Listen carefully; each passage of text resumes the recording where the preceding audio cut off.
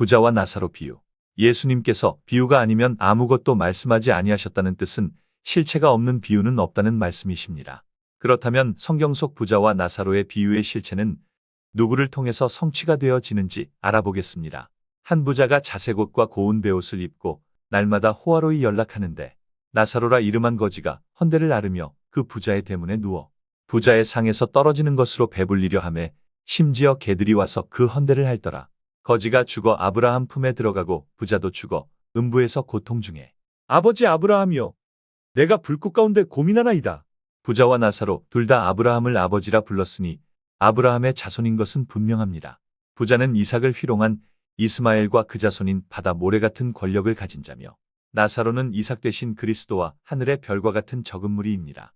갈라디아서 4장에 아브라함 자손 중 육체를 따라 난 이스마엘이 성령을 따라 난 이삭 그리스도와 그 자손을 핍박한다 하신 예언이 바로 나사로 비유에 짝된 말씀입니다. 나사로가 부자의 상에서 배불린다 하신 비유는 이스마엘이 총회장으로 있는 하나님의 교회에서 부자가 된 이스마엘 총회장으로부터 유급받으며 계신 것이 비유의 실체인 것입니다. 대문에 누워 하신 비유는 부자가 머물고 있는 총회가 부자의 집이며 국내 세워진 교회는 부자의 마당이 되는 것이기에 해외 세워진 교회가 대문 밖이 되는 것입니다.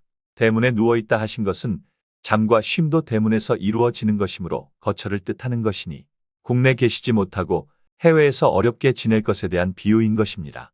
이삭이 예루살렘 주인이심에도 국내 계시지 못하시고 먼 나라 미국에 계시면서 나사로와 같은 고단한 목자의 삶을 사실 때 심지어 개들이 와서 헌대를 핥더라 하신 개는 부자 총회장을 주인으로 모시고 오직 총회장 말에만 개처럼 꼬리를 흔들며 말을 잘 듣는 자들을 비유하셨던 것입니다.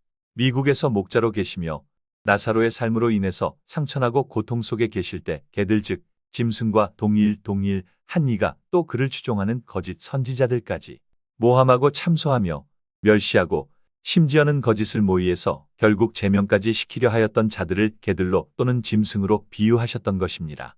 2000년 전 초림 예수님께서 나사로를 우리 친구라 표현하신 말씀과 이 세상이 너희를 미워하면 너희보다 먼저 나를 미워한 줄 알라 하신 말씀처럼 비록 이 땅에서의 삶은 그리스도와 함께 고난을 당하게 되는 나사로의 삶을 살아가지만 천국 유업이 약속되어 있는 것입니다. 이스마엘 총회장과 육신의 자손들은 이 세상에서는 인정받고 세상 권세자들과 함께 부유한 삶을 살겠으나 심판의 날에는 지옥불 고통 속에 물 한 방울조차 얻지 못하는 날이 오게 될 것입니다.